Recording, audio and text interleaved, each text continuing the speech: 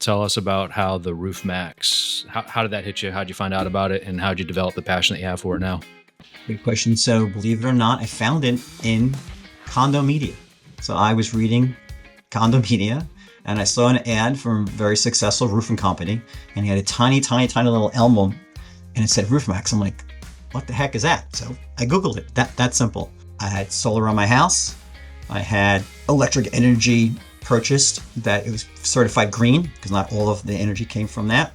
And I had a hybrid car. So I'm all in on trying to help the environment. Well, what can I do that's eco-friendly? Because now I'm going to have grandchildren soon. So I need something that is intergenerational that I can help the planet. I can't do a lot, but I can do my little share. So I researched Roof Mag and said, wow, this is great for the environment. And by the way, my experience in CAI is, depending on who you talk to, 80 to 97% of all the HOAs in the countries are not fully funded. So that means they have pressure on their reserves balances. So if I could find an eco-friendly product that's cost effective, that can take pressure off of people's reserves, that should be an easy thing to sell. So I went to the client that had been the place that I did my volunteer work in 1985. I went back to them. I mean, that's just these little godwings. And they said, you know that we're going to say yes, but we're going to put you through a horrible process to make sure that the community thinks that is as independent as possible, because we can't get another bid because there's no other Roof Maxx people in the area, right? We don't even know what roof rejuvenation is. And the property manager worked for you for 25 years. So we're going to get an engineer. You're going to have to pay that person, not us. And you're going to have to clean 4 buildings, repair 4 buildings, spray 4 buildings. And if he doesn't like it, we're not going to pay you. Whoa. So there were 67 buildings, and that goes back to the risk management, right? I didn't buy every building that I looked at, right? Probably 1 out of 20 buildings I would buy, right? Or condos or foreclosures, right? So it's just due diligence. Just say, all right, well, what do I know about roofs? What do I know about Roof Maxx? What do I know about this board? They're very fair. So I said yes. I took that risk. It was 2019 conversation. We sprayed it in the spring of 2020. It was 4 fourplexes, about 15,000 square feet together. That's the whole property is a little over 360,000 square feet. So it's pretty small, right? Percentage. And the engineer said it meets all the goals of what that board wanted to do. And then the board said that they would probably go out and do the whole property next year, but they're not sure. Then I got a call about a month or 2 later and says, you didn't do the bigger buildings. We didn't ask, not on purpose, but you didn't do the bigger buildings. Can you do 4 of them without a test? Meaning spray them at the same price, not a test, but please get it done before the end of the year. So I did those. So I did about another 42,000 square feet. And then the board voted in the middle of the winter for the next year, all the remaining buildings, 59 buildings, a little over 300,000 square feet left. Now the average Roof Maxx dealer is selling about 100,000 square feet a year, right? Just to give you that scale. So what I did is I offered them interest-free for the balance of this particular thing. And so basically I gave them a loan, an internal loan, interest-free for 18 months. The board puts it into the minutes. I call up my banker just to make sure that the same banker with the bow tie. And I said, hey, this is what I'm doing. He nicely does. He doesn't raise his voice because he's that special guy. He says, do you think I'm a better contractor than you? No, I knew it was one of those lessons, when the Master Jedi talks to you or Padawan. And I said, I got to shut up because I know he's going to teach me something here. And he said, no, do you really think that I'm a better contractor? And I said, no, but I'm sure there's a lesson here. He says, don't you think I'm a better banker than you are? Are you a banker? Really, David, are you a banker? And I said, no, sir, what am I going to do now? He says, what you're going to do is you're going to tell the board, you're going to give them a better deal. You're going to give them 3 years interest free, not the 18 months, and you're going to prepay all the interest. And that way, it's going to cost you $17,000. But now you're going to have all that money back. Because if you keep on doing what you just think you're going to do, you're going to run out of cash. And you're going to have to go out and start selling the real estate that you're making so much money on. And I go, thank you, sir. Well, I call up the board president.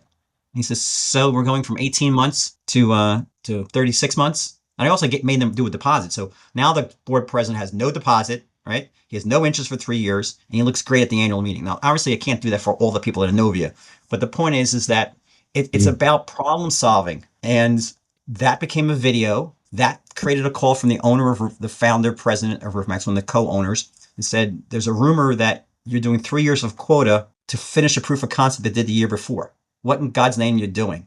So he did his Jedi trick, and I did my Jedi trick. I said, thank you, sir. He said, no, you're going to work for me. I said, thank you, sir. And every 6 months, my wife says, you're going to work for him someday.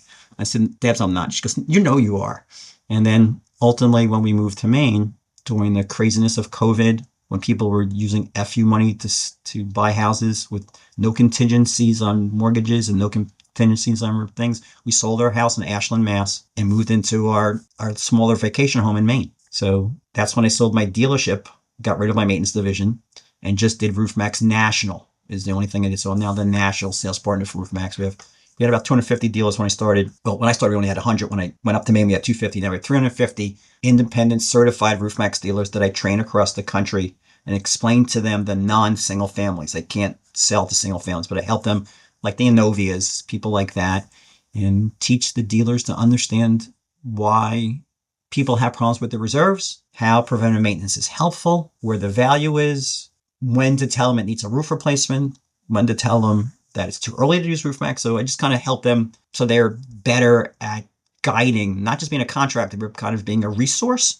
to the owners of the manager company and their portfolio managers, and then down to the board president level, sometimes the treasurer. So I do some lunch and learns, as you know, for management companies. So I think that's kind of an overview. It just happened organically that I was looking for something that was eco-friendly. I knew there was a need in condo land. I was hoping that my volunteer work from 1985 would come back and help me. We don't want to get too technical into the details, but for those that aren't familiar with Roof Maxx or the term roof rejuvenation, could you give just a very high level rundown of what that looks like, and specifically as it relates to those communities that are going to go into the red, meaning they are not financially sound after, looking at the reserve study into the next couple of years. Maybe they need a full roof replacement, and maybe there's not funding for that. And if they are a fit for Roof Maxx, what does that look like from a financial perspective for that community? So the overview, great question. So the overview is that asphalt shingles are made out of asphalt and blacktop is made out of asphalt. So that's why they call it asphalt road. So liquid asphalt dries out in your driveway because the sun hits it. And the liquid asphalt and your asphalt shingles on your roof get hit by the same sun. It's such a simplification. That's really all you need to understand. We're very familiar with that in New England with all the snow and then the 90-degree days the day after and so on and so forth. A lot of cracking of asphalt on these streets. Correct. So what happens is these asphalt shingles dry out over time. They used to be made in a different way. I won't get into all that things, but in the 1990s, the style of shingles changed. So less liquid asphalt are on asphalt shingles than they were in the 70s, 80s, and 90s. And you have tougher weather, thinner shingles, less liquid asphalt. And 20-year shingles used to last 25, 30, 40 years. And now 40-year shingles are lasting 30 or 20 years, right? So now everyone's mad because their shingles aren't producing like they should. And Roof Maxx came up with the technology. The name of the company Roof Maxx is Roof Maxx Technologies. And we take soybean oil that's modified. It's soy methyl ester is the generic term. It's been around for decades. And someone formulated just for roofs, right? And Roof Maxx is the industry creator. And we were able to rehydrate a dried out asphalt shingle. So our thing is not a coating. It's a rehydration. It actually combines, that's the technology, combines with the remaining liquid asphalt in the roof to rehydrate. Think of it of a Ritz cracker and then think of it as a wet sponge. So if you take a golf ball, and you guys are golfers, and you take a golf ball and a Ritz cracker, it's going to crack. You take a golf ball on a wet sponge, it's not going to crack. So we plump that back up to almost near original condition. We actually have independent testing lab do it. And we could sell a regenerated or rejuvenated 17-year-old asphalt shingle against the national standards in the lab, and it could be sold on flexibility as a new shingle. Again, not as good as a new shingle, but it meets the national standards. That's amazing technology. And then clearly the granules fall off when the shingle is dry. That's if you ever clean gutters, you see that little granules in it. Think of it as sand that's kind of got like kind of a coating on it, a ceramic type of coating, different colors. But we can't put granules back on. The technology doesn't exist yet. Maybe someday it will. But we then slow down the future loss of granules. It's called a rub test or an abrasion test. Yeah. Because when you have a dry shingle and you rub it, clearly it's going to come off. If you ever walk on it, it feels like you're walking on crackers. But if you go up after it's rejuvenated, you don't hear that crunchiness unless of the granules fall off if you walk on it, the wind, the rain, and everything else. So it's a technology play in an industry that's really low tech. And what's, I think, important to your group is that we provide free inspections so that there's no cost, and nothing against the great companies that do reserve studies, but they're usually hired as generalists, and they can't take hundreds of pictures of your roof. They're taking deck siding, right? an array of things. It could be the pool, the clubhouse, everything else. So we're just doing your roof, and people are shocked at the level of the detail. Yeah. And from a financial perspective for a community, just very high, and this could be all over the place because roofs are different size and different locations and different complications. But let's just say the average roof replacement cost X. What's the difference in rejuvenating that roof and extending it for the additional years? Right. So our value proposition is that our target is between 75 to 85% less than a cost of a new roof. Because if we are more than 25% of the cost of a new roof, then the value proposition for most people is a no. So the parameters are the pitch of the roof is going to make it more expensive, but also the roof replacement is going to be more expensive.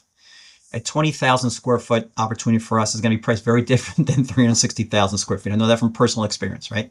It's just when I call it the Costco model. So when I make my presentation and say, this is the cost of a can of tuna fish, let's say it's $1.50. But if you go to Costco, buy the same can of tuna fish and you buy a 12 pack, it's going to be $1. The same can, it's going to be $1. But if you buy a 48 pack, it's not going to be $1. It's going to be 89 cents or 79 cents or something like that. So we have internal pricing that I know that we teach our dealers. The dealers do their own pricing, right? But I still see all the jobs that are over 50,000 square feet.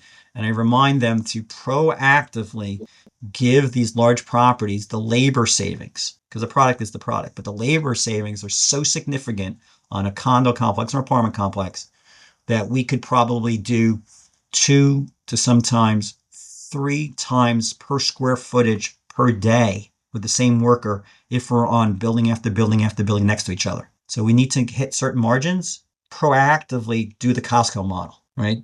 So that's what we call it. And almost every time I present that, especially the REITs, I go, this totally makes sense to me, because instead of picking up a number all over the country, different prices. But if let's say a roof replacement is $8 a square foot on a single family home, they're buying the roof for $6 a square foot because they buy everything at a discount because they're scale. So I'm not talking about the price off of a single family home on my side of the business. It's still the same percentages on the $6 one versus the $8 one. Now in Texas, a new roof may be $3 or $4. Park City, Utah, it may be $10 for a new roof, right? So we're trying to, because our labor costs are higher in California than Southern Texas. So it's all relative. So the percentage is more important than the dollar amount. Makes sense? So if you're more than 25% of the cost for a new roof, unless there's some special circumstances, you're probably better off considering do a roof replacement. But sometimes we'll have customers say, we know it's not the best value, but this is the only choice. So let's take Spyglass example. They just spent $2 million to do about 9 acres of blacktop over a long period of time without a loan, without raising the condo fees. Very few condos do that. But what do you think happened to the reserve balance?